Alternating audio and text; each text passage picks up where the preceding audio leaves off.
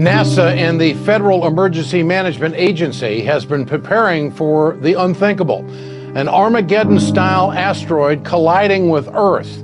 Now, it's purely a hypothetical situation right now, but scientists are conducting exercises aimed at protecting the planet, just in case. 4 years from now, a massive asteroid will hit Earth unless scientists do something to stop it. At least that's the fictional scenario that NASA and FEMA have used in their most recent planetary protection exercise. In the latest simulation, scientists have just discovered a 330-foot asteroid that's on par to hit Los Angeles on September 20th, 2020. While 4 years seems like a lot of time to prepare, it's not actually enough to conduct an asteroid deflection mission. But that's exactly the point of this exercise. With very little time, emergency response agencies need to efficiently work together and collect, analyze, and share data. Exercises like these better prepare these agencies for how they will respond in a real-world event of this nature. According to a spokesperson from NASA, it's not a matter of if, but when we will deal with such a situation. Participants include experts from NASA and NASA's Jet Propulsion Laboratory, the Department of Energy, the U.S. Air Force, and California's Governor's Office of Emergency Services. NASA says that during the exercise, quote, "We receive valuable feedback from emergency managers about what information is critical for their decision-making, and we take that into account when deciding how to provide information to FEMA about a predicted impact." As of now, NASA says there's no reason to worry because a massive asteroid is unlikely to hit the Earth in the next century. But either way, it's nice to know that experts are preparing for what they say is inevitable.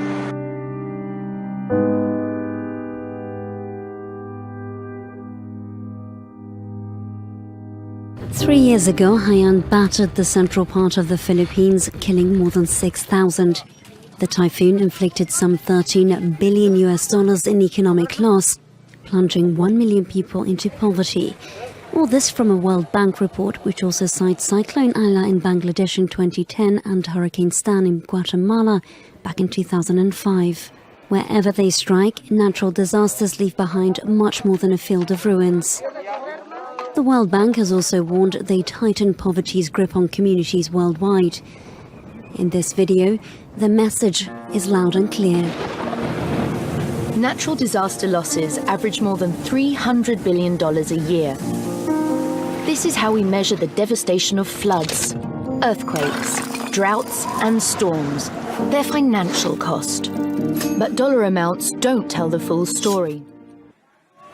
As it stands, natural disasters set back global spending by the equivalent of $520 billion annually, pushing 26 million people into poverty each year. The World Bank published these findings at the COP22 climate change conference in Marrakesh, saying the report underlined the need to protect the most vulnerable. The international body also calls for improved early warning systems that could bring benefits of $100 billion each year. There's a very important question that needs to be answered. Will humanity survive? And to look at that threat, we have to ask another question. What is the number one obstacle to human beings and our species surviving and becoming a type 1 civilization that isn't just dependent on this planet? You could say that it's changes in the heavens, suns going supernova, tectonic earthquake and volcano events, nuclear weapons, genetic engineering. But if you look at the race, the acceleration of technological development, I think the biggest threat overall is humanity not pacing ourselves and merging with artificial intelligence. So they're trying to end humanity as if it's a good thing and create this new species. Talk about mad scientists. And there have been several new articles on this just the last few weeks. DARPA is testing implantable chips in soldiers' brains is one of them.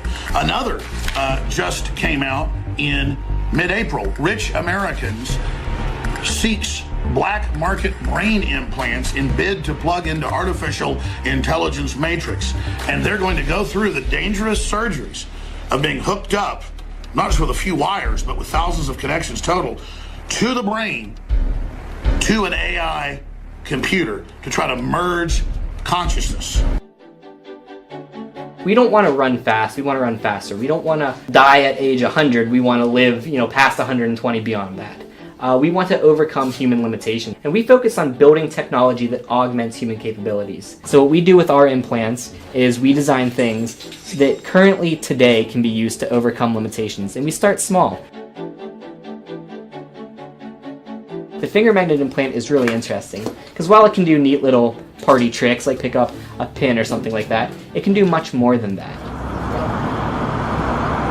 Hey Zach, this is Jennifer. Hey. Hey, I'm Zach. Nice to meet you. She's here for the magnet implant. I had this magnet implanted in my finger as part of a story I'm working on about this subculture of people who are putting things in their bodies to augment human capabilities. I have almost a sixth sense. I can feel these pulses coming from my phone or laptop or the microwave. I have to ask, was it painful?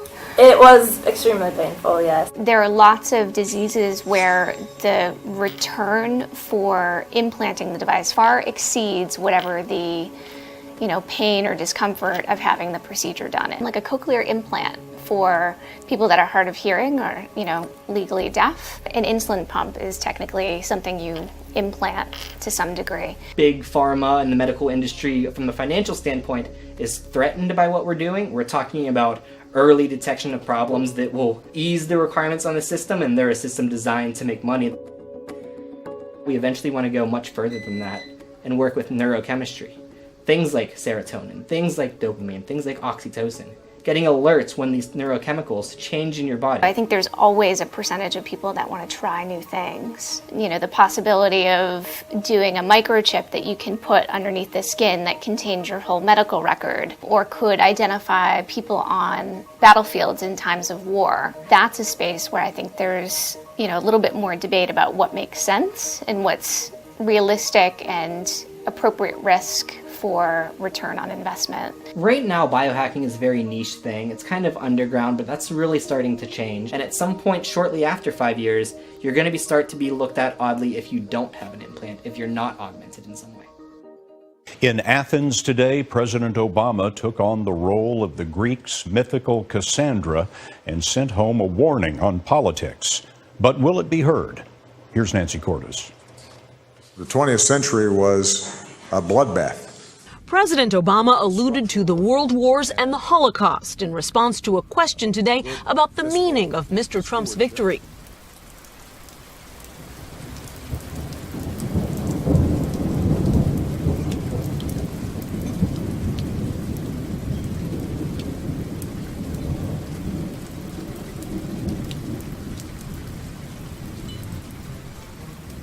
We are going to have to guard against a rise in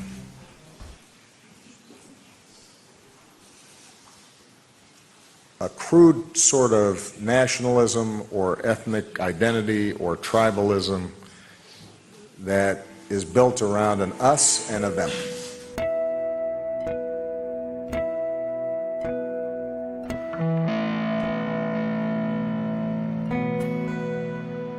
The United Nations, no less, now says Iran violated the terms of the nuclear deal. The UN, Ash? Again, in case you're surprised, yes, it's the amount of what they call heavy water. This is used in the nuclear reactor process that creates plutonium, which is on the path to creating a nuclear bomb. They're only allowed to stockpile a certain amount, and again, they've gone over that amount. This is the second time it happened, of course, just after a day that Iran issued a warning to America after Donald Trump became president. So they warned us? Oh, yeah, there was like a warning to the U.S. that we're not going to be bullied. Now, the Secretary of Iran's Supreme National Security Council, Ali Shamkhani, says any violation of the landmark nuclear deal between Tehran and the P5+1 group of countries will be dealt with pre-planned measures.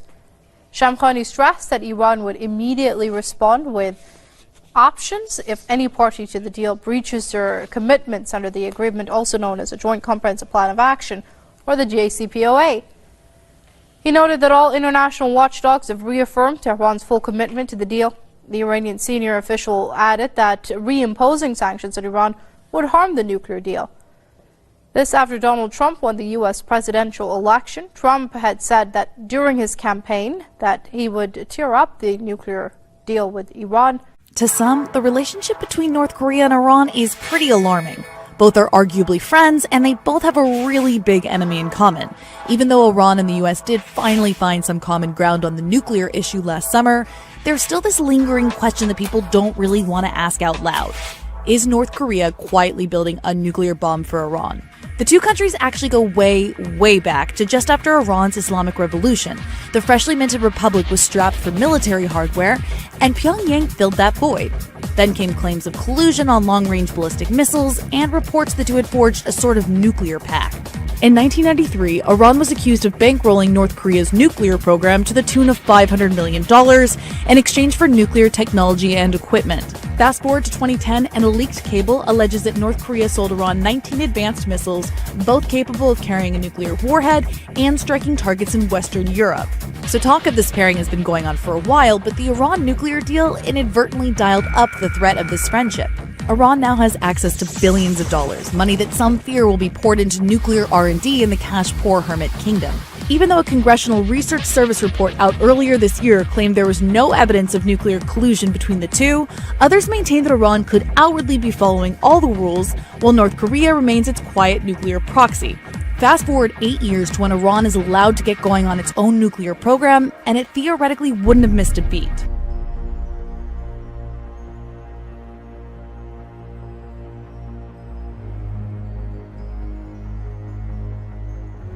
Iran may soon own $10 billion worth of new military equipment thanks to an arms deal with Russia.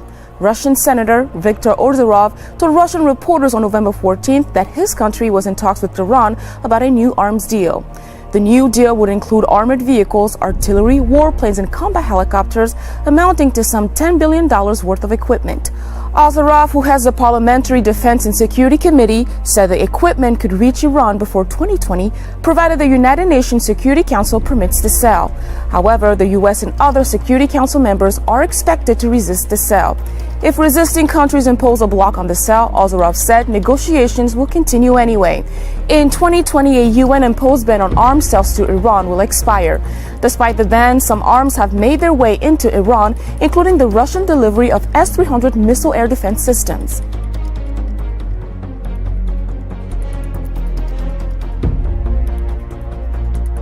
China's Minister of National Defense is in the Iranian capital, Tehran, for talks on regional issues.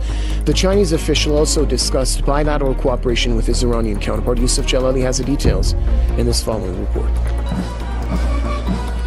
A visit between the defense ministers of Iran and China is not a frequent scene in the relations of the two countries, which usually meet on economic occasions.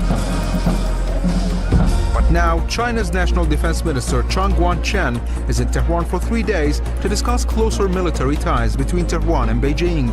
The Chinese official met his Iranian counterpart Hossein Dehran, where the two sides signed an agreement on military and defense cooperation, exchange of military experiences, and a comprehensive fight against terrorism and other destabilizing factors in the region.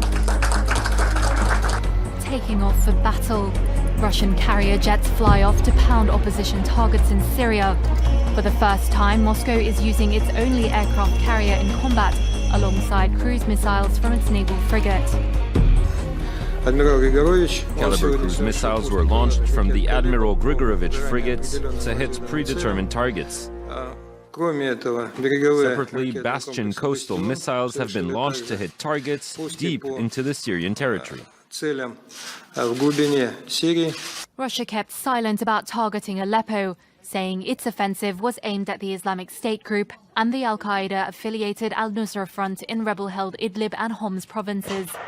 Moscow claims no Russian nor Syrian jet has bombed Aleppo's old city in the past 28 days. 3 weeks of relative calm was shattered the same day Russia launched its offensive, as dozens of air raids pounded opposition-held eastern Aleppo.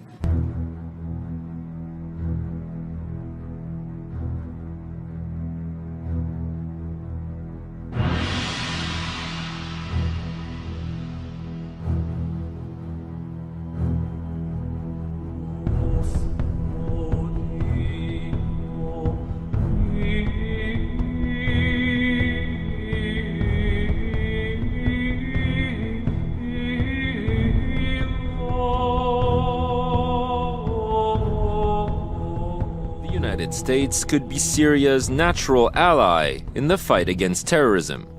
Speaking to Portugal's RTP state television, Bashar al-Assad said he would be ready to cooperate with Donald Trump's administration to combat the Islamic State group. Of course, definitely. If they are genuine, if they have the will, and if they have the ability, of course, we are the first one to fight the terrorists, because we suffered more than any other one in this world from terrorists. Can he deliver? Can he go in that regard? What about the countervailing forces within the administration, the media, the mainstream media that were against him? How can he deal with it?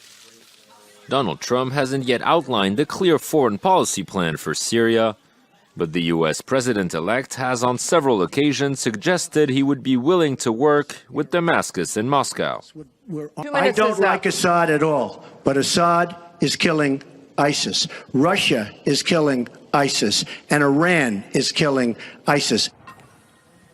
Under the Obama administration, the U.S.'s plan of action in Syria was largely to support so-called moderate rebel groups fighting Bashar al-Assad and the Islamic State organization.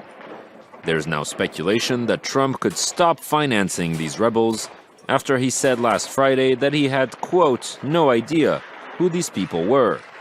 A policy shift which many members of the U.S.-led coalition fear could put an end to Bashar al-Assad's diplomatic isolation. Clearing houses on the edge of Mosul, men from an Iraqi artillery division discovered a few homemade ISIL rockets and mortars. Nothing too unusual. There were almost 11 ISIL shells standing up. This is like the prototype for the final product that was made at this factory. Factory is the right word for what the soldiers then discovered inside. Every single room in this large warehouse yard is a different step on an assembly line geared to mass-produce mortars that I'm told have a range of 6 kilometers. So this is all the scrap metal that ISIL was making their bombs out of. They were gathered up here, melted down, and then we can see some examples over here of when they had actually made the bomb in the mold. Room after room, from tail fin assembly to the paint shop. Here, a box of fuses to be screwed into the tips of the bombs. Often when we think of a terrorist bomb-making operation, we think of a basement or a room hidden away, but this is genuinely a factory. It is terrorism on an industrial scale. The men who founded this say they've never seen anything like it. Mortars, along with snipers and suicide vehicles, are a key component of ISIL's defense arsenal in Mosul. You see all those shells? They were supposed to be used against us. Thank God we captured it. One arms factory neutralized. But the soldiers here have no doubt there are more ahead. Odie, is Daddy home? Is Daddy home? Is Daddy home? Is he home? Do you see Daddy? Where's Daddy? Is that Daddy? Is that Daddy? Is that your Daddy? Go get him! Go get him! Go get him! Say, come on, Daddy! Say, quit torturing me. Come on, Daddy.